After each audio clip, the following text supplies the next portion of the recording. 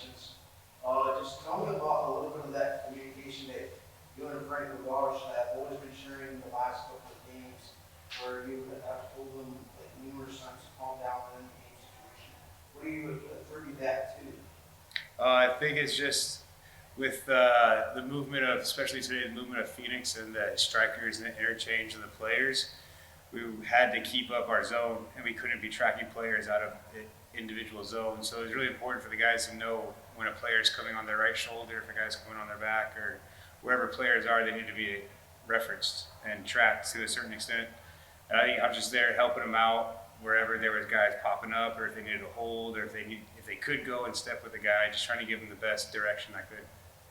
And last minute on, to kind of play that entire second half, and just what does that speak volumes about that defense? Yeah, we knew it was going to be a lot of hard work. We came at halftime, and everybody was trying to like cool off and get calm because they know the next 45 minutes was going to be some high intensity stuff. So I think it just came down to us sticking together as a group.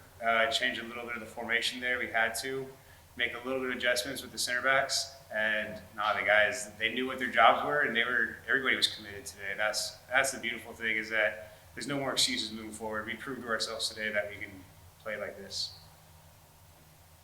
Hi, Tyler. So I just asked Coach about what he thought about your performance. I mean, playing with 10 men, keeping a clean sheet, and he said to me that you were the top goalie in the league, and no doubt he's that. So how would you feel about just your growth and over the season, and especially what you continue to want to do with the team with this playoff push? Yeah, I think for us, it's important to stay focused on our individual goals and our individual responsibilities. I've made so many mistakes out there that I've been around for 15 years now, and it's time for players to be accountable and prove to themselves what they're capable of. And I appreciate him saying that, and I just try to take it one game at a time. And we get a little bit of a break now after these past 3 games, and I think moving forward, I think we got a good push coming up. What was your biggest takeaway from today? I mean, with Cabezas, within 2 minutes, 2 yellow cards, losing a man, and then going into that second, as you just said a little bit earlier, Ray, having to push that and keep that clean sheet. What's your takeaway from today's game going into the next week's game? I think I was really impressed with how many chances we got down a player. Like I think we had like 3 or 4 chances.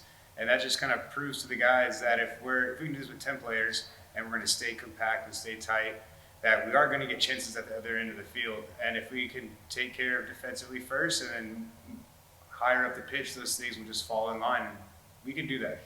Last question for me. What do you think is going to be the biggest challenge heading into your next game? I think there's always pressure whenever you get a good result, is to go back out there and prove to yourself that you can do that. It's not just a one-off. And I think that this group, we want to have that consistency.